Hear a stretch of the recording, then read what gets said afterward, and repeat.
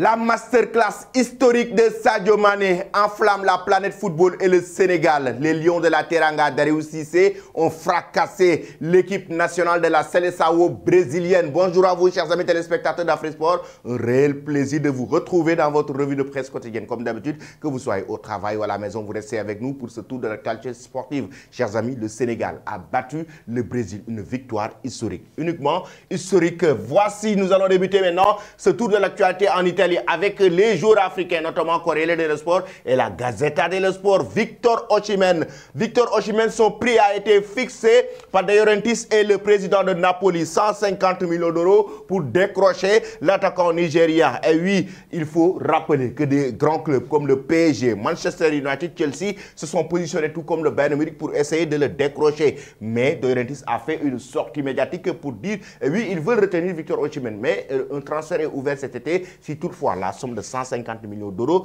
est mise sur la table pour le décrocher. Penchez-vous, chers amis, que Victor Osimhen doit quitter le Napoli pour rejoindre un autre club plus huppé, que ce soit le PSG en France, que ce soit aussi en Premier League, Chelsea ou Manchester United, ou que ce soit même le Bayern Munich. Donnez vos avis en commentaire. De l'autre côté, on parle d'André Onana. Déjà, avec le club mancunien, Ten Hag qui veut décrocher le joueur de l'Inter de Milan, le gardien de but camerounais. Et actuellement, l'Inter de Milan réclame la somme de 100 millions d'euros, pas 100 millions d'euros, 60 millions d'euros, comme l'a si bien évoqué le média italien Corriere dello Sport. Et Ten Hag et André Onana sont deux personnes qui se connaissent très bien du moment où ils ont évolué ensemble du côté de l'Ajax Amsterdam. Et pour remplacer André Onana, Vicario, c'est la solution du côté de l'Inter de Milan. Simone Inzaghi l'a déjà approuvé selon le média italien. Vicario, le gardien de but d'Empoli, pour remplacer André Onana. Et il faut se rappeler que le gardien de but italien, il y a de cela quelques semaines après avoir remporté la Ligue des Champions, le président avait fait une sortie pour dire qu'ils ne sont pas prêts à laisser partir André Onana parce qu'il reste un joueur important dans le dispositif. Mais là, le transfert est ouvert et Manchester United qui est en train de faire des négociations pour le décrocher. Pensez-vous que le gardien camerounais doit rejoindre le club mancunien? Donnez vos avis en commentaire. De l'autre côté, la Gazzetta dello Sport qui revient sur la déclaration de la légende Marchisio qui revient sur l'avenir de Vlahovic du côté de l'Inter, de la Juventus de Turin, du côté de la vieille dame. Et oui, il a évoqué, même s'il est le meilleur buteur de la Juventus de Turin cette saison, il ne s'est pas encore adapté comme il faut dans le dispositif tactique d'Allegri. Il ne s'est pas encore adapté dans le dispositif tactique de la Juventus de Turin. Et à tout moment, il peut quitter la Juve du moment où, même s'il est un très bon joueur, capable de faire la différence à tout moment, Vlahovic, mais pour le moment, on ne sent pas trop son talent du moment où, dans le dispositif mis en place par Allegri, et oui, Vlahovic n'est pas du tout à l'aise, chers amis. Nous filons maintenant en Espagne avec le quotidien AS et Marca. Déjà avec le quotidien AS, avec la signature de José Lu, l'attaquant en provenance d'Espagnol de Barcelone, qui signe un nouveau contrat avec le Real Madrid. Oui, il signe un nouveau contrat. Il débarque au sein du club merengue, un nuevo sin el 9, un nouveau sans le numéro 9. Pourquoi? Parce que José Lu a préféré porter le numéro 14 et ne pas prendre le numéro 9 de Karim Benzema El Nueve. Il faut rappeler que le numéro 9 est libre actuellement, mais il a préféré porter le numéro 14. Justement, raison pour laquelle le journal Marca nous dit que ce maillot, esta camiseta, cette chemise ou ce maillot est réservé à Mbappé. Esta camiseta está esperando a Mbappé.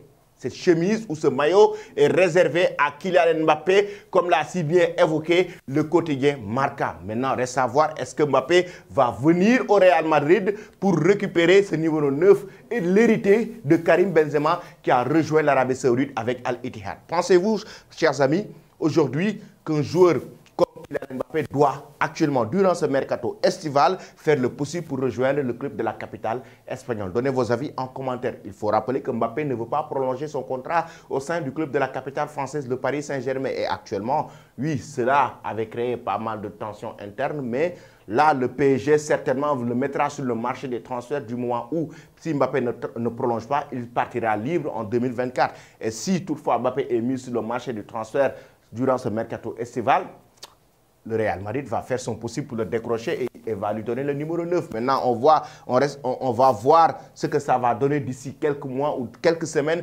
d'ici la fin du mercato, chers amis. Après cela, nous allons du côté du Portugal avec la star portugaise, Cristiano Ronaldo, encore décisif avec la Seleção portugaise. Reinaldo, le roi.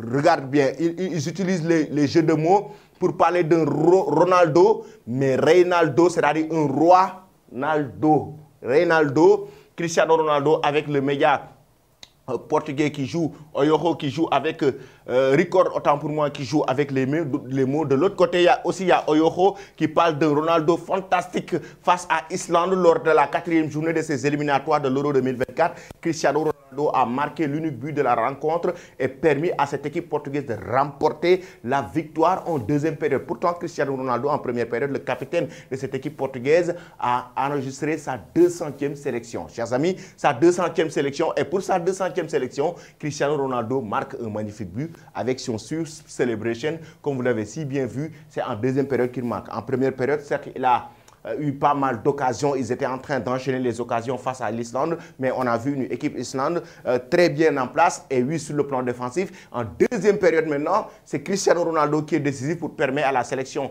portugaise de remporter une belle victoire et obtenir 3 points pour ses éliminatoires de l'Euro 2024. Et oui, une belle victoire pour la sélection portugaise, comme vous l'avez si bien vu, la presse portugaise qui rend un vibrant hommage à Cristiano Ronaldo pour son 200e match en sélection portugaise. Cristiano Ronaldo, comme vous le savez, c'est l'homme au record. Pensez-vous que le Portugal va remporter l'Euro 2024 avec Cristiano Ronaldo? Donnez vos avis, chers amis, en commentaire. Nous allons maintenant du côté du Sénégal pour parler de la masterclass incroyable des Lions de la Teranga et de Sadio Mané. Regardez bien la presse sénégalaise qui s'enflamme après la belle victoire du Sénégal. Le quotidien Stade et Record, jour de gloire des Lions, le Sénégal qui bat le Brésil. Une victoire historique sur un score de 4-2. Mané ravi, la vedette à Vinicius Junior. Le doublé fait beaucoup de plaisir. Ce qu'il dit après la rencontre, le journal Record de son côté qui dit les Lions marchent sur la Seleção. Et oui, après une belle victoire, Sadio Mané is back. Sadio Mané a retrouvé, chers amis, ses jambes. Et oui, nous allons poursuivre notre tour de l'actualité avec la presse sportive. Tribune Sport qui nous dit quoi? Le Sénégal fait tomber le géant Brésil. Et oui, le Sénégal qui fait tomber le grand Brésil, chers amis. La Samba des Lions, comme l'a si bien titré Oui Sport, le quotidien. La Samba des Lions. Et oui, hier, le Brésil était en vert avec des joueurs sénégalais qui étaient en train de faire une prestation incroyable. Hommage au sélectionneur Aliou Cissé. Et oui, hommage au sélectionneur Aliou Cissé. Le système tactique mis en place par le sélectionneur Aliou Cissé a vraiment empêché à cette équipe brésilienne de trouver beaucoup plus de liberté dans le jeu, notamment aux attaquants. Vinicius, les 15 premières minutes, a créé énormément de difficultés au Sénégal. Mais après, on a vu des changements tactiques avec Sabali, Kalidou Koulibaly, le repli défensif d'Ismaïla Sarr. Et oui, cela a empêché à Vinicius vraiment de progresser dans le jeu, d'être dangereux. Pourtant, c'est lui qui marque, c'est lui qui fait la première passe de cette rencontre pour Lucas Paqueta, qui marque le premier but de la tête. Et oui, il a complètement battu Mory Diaw. Ensuite, il y a l'égalisation d'Habib Diallo, demi-volée. Quel but! Magnifique but d'Habib Diallo, le joueur de Strasbourg, à la 22e minute de jeu. En deuxième période, chers amis, c'est maintenant le Sénégal qui devance avec le but contre son camp de Marquinhos à la 52e minute de jeu. Ensuite, il y a Sadio Mané qui vient pour marquer ce 3e but. Quel magnifique but. À la 55e, Sadio Mané avec son pied droit enroulé deuxième poteau. Il trouve le chemin de finir la lucarne. Et oui, après, c'est Marquinhos qui vient pour réduire le score. Et en fin de match, le penalty de Sadio Mané pour ce 4e but, cette réalisation. 4-2 du Sénégal face à cette équipe brésilienne. Et oui, il a été énorme. Cette masterclass de Sadio Mané qui retrouve ses jambes. J'ai même vu El Hadji Diouf, après la rencontre, nous dire que le Bayern Munich doit savoir que Sadio Mané est un très grand joueur. Et oui, il a raison. Sadio Mané, chers amis, est un excellent joueur, quoi qu'on puisse dire. Il était handicapé à un moment donné à cause des blessures. La blessure de cette saison qu'il a poursuivie durant le reste de la saison. En même temps, il ne joue pas à son poste de prédilection. On ne le met pas tout le temps à son poste de prédilection sur le côté gauche, mais plutôt comme attaquant de pointe. Mais Sadio Mané reste un excellent joueur. Et je pense bien, ça c'est vraiment personnel. Je pense que Thomas Tuchel Thomas Tuchel va utiliser Sadio Mané à bon escient lors du début de saison. En début de saison, Thomas Tuchel, je pense bien qu'il va utiliser Sadio Mané à bon escient, c'est-à-dire il va mettre Sadio Mané à son poste de prédilection, il va le faire jouer. Et oui, c'est un joueur qui est capable de faire la différence. On le sait, son talent, deuxième au Ballon d'Or, France Football 2022, double Ballon d'Or africain. Sadio Mané reste un très grand joueur et il a toujours sa place en Europe. Il a toujours sa place au haut niveau. Il l'a prouvé hier face à cette équipe de la Seleção brésilienne, raison pour laquelle le Sénégal s'enflamme après cette masterclass du joueur sénégalais Sadio Mané, comme vous l'avez si bien vu. Et oui, c'est une fierté nationale pour le Sénégal, pour les Sénégalais. Sadio Mané, vraiment hommage à lui. Il faut rappeler que ce match, cette victoire est historique du mois où c'est la troisième fois. C'est la troisième fois qu'un pays africain puisse battre le Brésil. Cette année surtout. Lors de la Coupe du Monde Qatar 2022, le Cameroun a battu le Brésil. 2-1 en match amical face au Maroc. Le Maroc a battu le Brésil. Et oui, le Sénégal a battu le Brésil aussi en match amical. C'est le troisième pays africain à avoir battu le Brésil. C'est la grande Seleção brésilienne. Et en même temps, il faut rappeler que le Sénégal est le premier pays africain à avoir marqué 4 buts. À avoir marqué 4 buts face au Brésil. Ça veut dire que ce match est juste historique. Juste historique, raison pour laquelle la presse brésilienne aussi, de son côté, qui s'enflamme après cette grosse désillusion. Au Globo, regardez bien, avec la désillusion de Richarlison, comme vous l'avez si bien vu. De l'autre côté aussi, avec le média Odia, avec, regardez, Ismaïla Sarr, qui a créé pas mal de difficultés à cette équipe brésilienne. Mais on parle aussi du nouvel entraîneur du Brésil, avec les Brésiliens qui veulent rapidement que Carlo Ancelotti puisse rejoindre la Seleção brésilienne, qui ont envie très rapidement d'avoir un grand entraîneur, parce qu'on le sait, et oui, le Brésil actuellement en difficulté, il y a les autres échéances qui arrivent, les autres compétitions, et le Brésil a besoin d'avoir son nouvel entraîneur. Et oui, ils ont en ligne de mire Carlo Ancelotti. La presse brésilienne aussi qui s'enflamme après cette grosse désillusion, le match amical 4-2 battu par l'équipe nationale du Sénégal. Chers amis, pensez-vous que, d'après ce que vous avez vu hier, avec le Sénégal va remporter la prochaine Coupe d'Afrique des Nations? Pensez-vous que cette équipe nationale du Sénégal va remporter la prochaine Coupe d'Afrique des Nations, d'après ce que vous avez vu? Donnez vos avis en commentaire.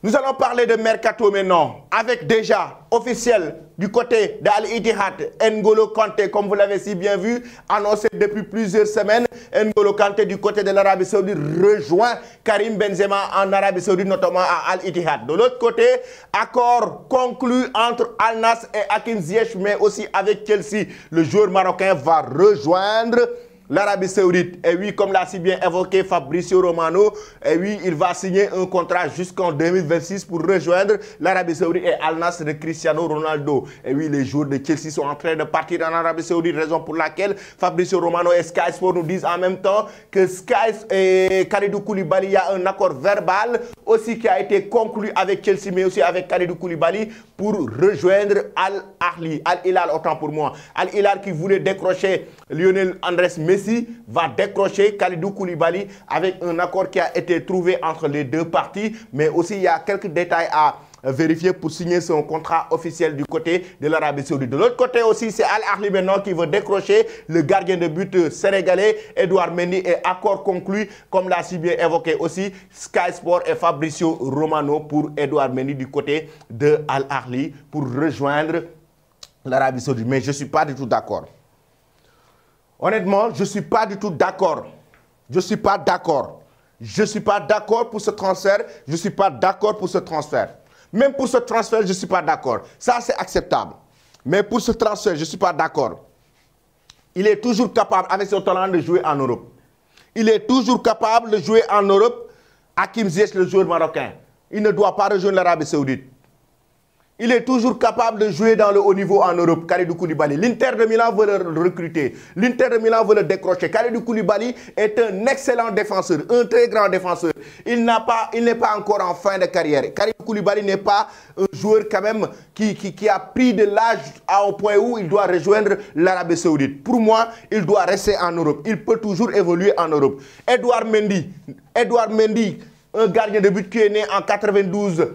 Il peut toujours évoluer en Europe. Il peut toujours gagner des trophées, la Ligue des Champions, dans un grand club, Edouard Mendy. Il peut retourner en France, voire jouer en Italie, jouer en Angleterre, mais pas en Arabie Saoudite. Pour le moment, pour moi, ces joueurs ne doivent pas aller évoluer en Arabie Saoudite. Ça, c'est mon point de vue personnel. C'est mon point de vue personnel. Ces joueurs ne doivent pas aller en Arabie Saoudite. Ils doivent rester en Europe et continuer leur progression. Donnez vos avis maintenant en commentaire. Que pensez-vous de ces transferts? Est-ce que Kalidou Koulibaly, Edouard Mendy, Hakim Ziyech, N'Golo Kanté devaient rejoindre l'Arabie Saoudite? Chers amis, donnez vos avis vraiment en commentaire. Je vais vous quitter avec cette image, les retrouvailles entre Sadio Mané, Alisson Becker, et oui, son ancien coéquipier du côté des restes de Liverpool, et Tafarel, l'ancien gardien de but de cette équipe de la Seleção brésilienne. Il faut rappeler, en 1994, Tafarel a été champion du monde, et Sadio Mané qui porte son numéro, il l'aime bien, il l'estime. Tafarel, le numéro 1, le gardien de but de l'ancien gardien de but de cette équipe nationale